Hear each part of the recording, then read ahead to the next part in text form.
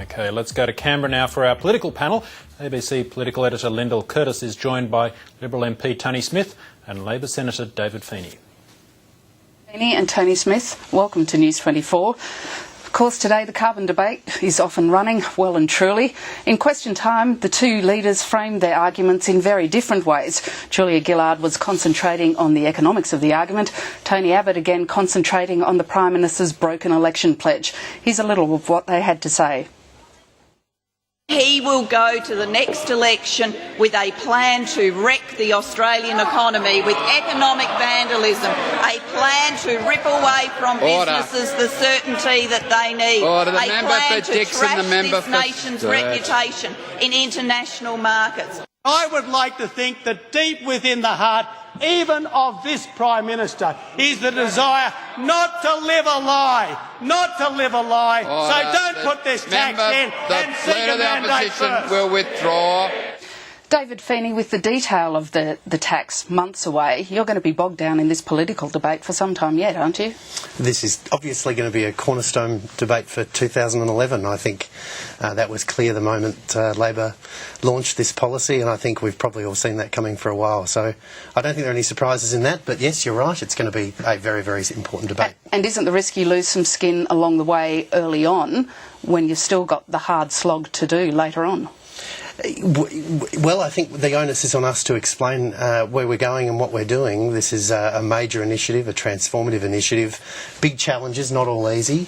The task for our Liberal opponents is a much simpler task. Their task is to say no. That's where they've positioned themselves. That's obviously an intrinsically easier job than ours, but we will get on with the job of reform. That's why we're here, and that's what we're going to do. Tony Abbott, is saying no enough? Do you effectively deal yourself out of the debate over the details of this tax? Oh, look, the thing David was at pains to avoid then is the honesty issue. I mean, we have never seen a breach of faith, a total lie before the election like we've just seen, and that was on display again today in Parliament. I mean, let's not duck this. I mean, David's saying, OK, we've got a difficult task. They've got a difficult task because they lied to the Australian people. But isn't it true the circumstances of the Parliament changed, that Julia Gillard is not in control of the numbers? Well, there's a couple of things. Let's go through the history of this. And David, who I've known for a while, he's a modest chap, but he knows the history. The history is Julia Gillard and Wayne Swan convinced Kevin Rudd to drop the ETS. They were rewarded with that by becoming Prime Minister and Deputy Prime Minister. Then we had the election campaign. This started with a solemn pledge to have a citizens' assembly where the issues would be gauged over a long period of time for up to 12 months because there wasn't a community consensus. And then both of them, Prime Minister and Deputy Prime Minister, wrapped up the election campaign 6 or 7 months ago with a deliberate lie to the Australian people. 6 days before the election, Wayne Swan said it was hysterical to claim that the government would introduce a carbon tax. 5 days before, Julia Gillard said there would be no carbon tax under a government led by her, and again the day before. David Feeny, has the government sufficiently, has the Prime Minister and the Treasurer sufficiently addressed those issues of political honesty? I believe we have, but I think that what we've just heard there is a lot of hyperbole, but it's not a Liberal Party answer to the question, what are we going to do about climate change? We can have a long and torturous debate about why the Labor Party supported an emissions trading scheme rather than a carbon tax approach. We can have a long and torturous debate about why it is, in a technical sense, a fixed price permit that is being proposed now is not a tax. But we understand that for most Australians, the idea is if the government is making changes that cost you money, they're happy to call it a tax. And we're not interested in wasting our time with the Liberal Party explaining that in a technical sense it's not a tax. That's a side issue. The core issue here is action on climate change. We think it's a problem. We think Mother Nature's sent us a few more clues in recent times that it's a growing problem, and we're in the business of doing something about it. Every other political party of good faith that wanted to work with us on a solution has done so. The Coalition continue to debate whether they should participate, indeed debate whether climate change is real, but our job is to get on and make solutions. Now, come on, if you were so courageous, if Julia Gillard and Wayne Swan were so courageous on policy as they were saying today in the House of Representatives, they would have looked the Australian people in the eye and said exactly what they proposed for this term. Now, if they've changed their mind, I don't believe they have. I believe they had a secret agenda all along. But if hang on, David. If they've changed their mind, they should run to an election seeking a mandate. That is the right and proper thing to do. But to look the Australian people in the eye, to deliberately, at the end of a campaign, say, I swear black and blue, I have my hand on my heart, if you vote for us, there will be no carbon tax, and anyone who claims there is hysterical, in the words of Wayne Swan. If they've changed their mind, David talks about changed circumstances. If the Greens are now running the show, they should seek a mandate. And a response from you, David? Well, obviously the Greens aren't running the show, and this is a continuing part of the Liberal Party's key lines document rather than actually engaging in the issues. The Labor Party has not changed its view, and we are not in the middle of a policy Pearl Harbor here. Carbon tax. We introduced the CPRS legislation not once, not twice, but 3 times to the last Parliament. The proposition that we support an emissions trading scheme is well established. Every legislator knows it, every member of the public knows it, and sure enough we're battling on with the view that we think that's the solution for this country. One thing which has been a little lost in this debate over the last few days is that both your parties signed up to the same emissions reduction target. Tony Smith, isn't it the reality that whatever either party does, electricity prices are going to go up whether there's a carbon tax or not? We've put forward a practical plan. I mean, David says we're not interested in climate change. It's not true. Doesn't matter how many times Tony Abbott says it, he'll sprout these lines. We have a practical plan. We were very clear before the last election about what we would do.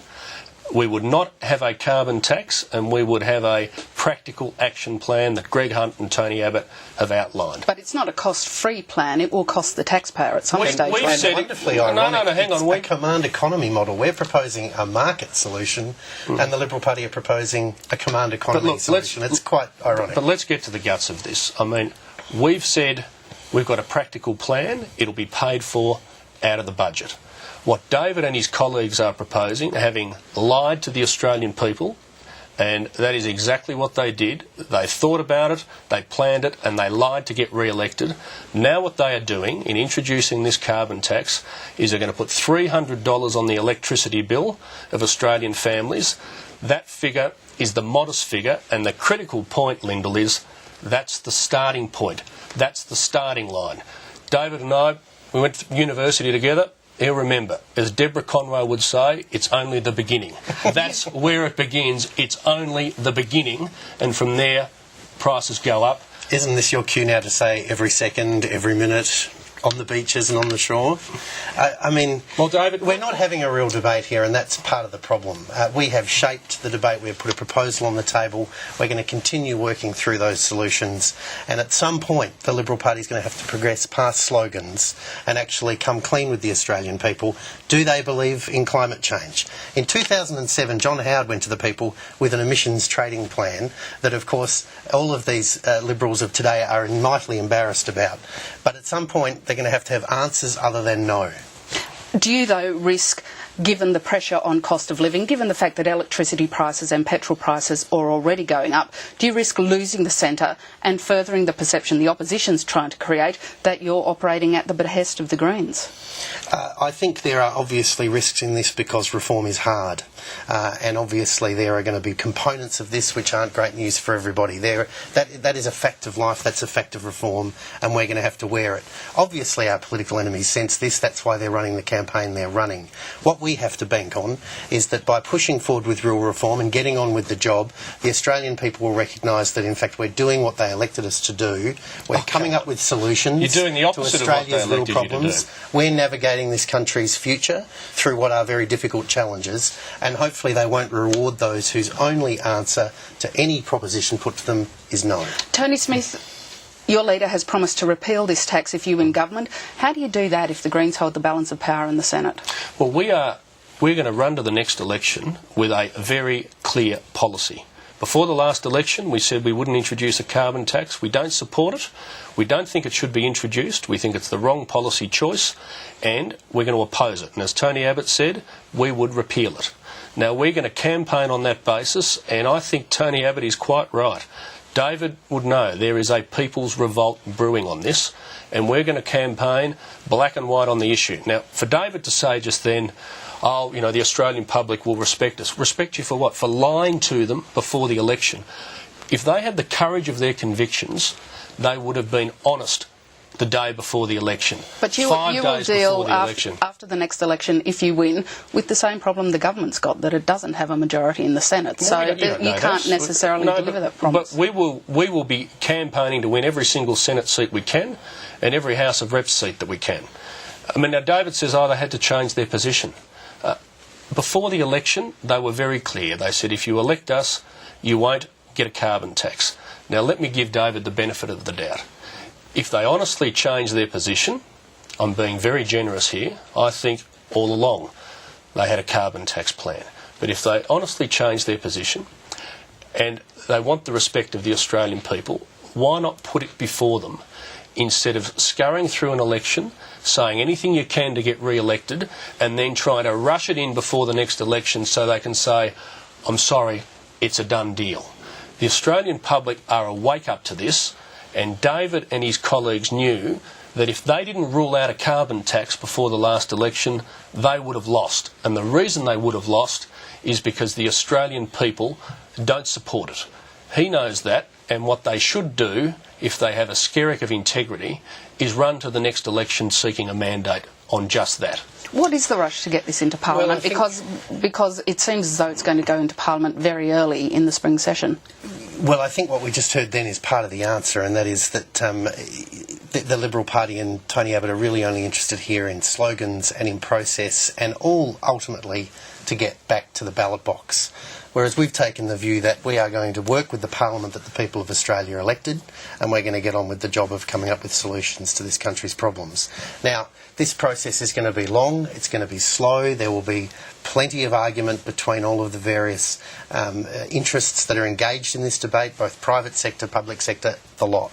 But somewhere in that course, somewhere in that conversation, we hope the likes of Malcolm Turnbull and John Howard can prevail on the Liberal Party to make a contribution to the debate that's a little bigger than no. Well, David, if you want to have a conversation, and Lyndall, I'll be very quick, I promise. If you want to have a conversation with the Australian people, you believe in a carbon tax. I think you always have. You ruled it out before the last election. I believe in an emissions trading scheme. Well, hang on. You're introducing a carbon tax. Do you believe in that? We're introducing a fixed price permit as a transition you're towards introducing emissions. you're introducing a carbon tax. Well, we're introducing a fixed priced permit. So you're not introducing a carbon tax. Hang on, maybe we've all been... You're introducing a carbon tax? A fixed price permit which will be a transitional measure towards an emissions trading scheme. Gee. We can waste everybody's time debating whether that's a tax or not, and that's, I guess, the trap Julia Gillard has been determined not to do. So it is a tax? I'm happy to use that label, even though it's not technically accurate. Just say carbon tax. I'm happy for us to label it a carbon tax, if that means we speed up the process of you engaging in the debate. Well, look, very quickly, I mean, you believe in a carbon tax. I'm sorry that took longer than we thought. That surprised me. You believe in a carbon tax. I don't. We believed in a GST. You didn't. At least John Howard ran to the election and said to the Australian people, I believe we should have a goods and services tax, and he put that to the Australian people in 1998. You hounded him over never ever, but he put it to the people. He didn't run to an election in 1998 promising not to have a GST and then try and introduce it and set it in concrete before the next election. So now, added to process and hyperbole, we have political history. It's called honesty. Honesty's process. We're having a conversation about the future. With that little bit of history and a throw to the future, David Feeny, Tony Smith, thank you very much for joining us today. Thanks, Lyndall. Thanks for the invitation. And that was political editor Lyndall Curtis, joined there by the Liberal MP Tony Smith and Labor Senator David Feeny.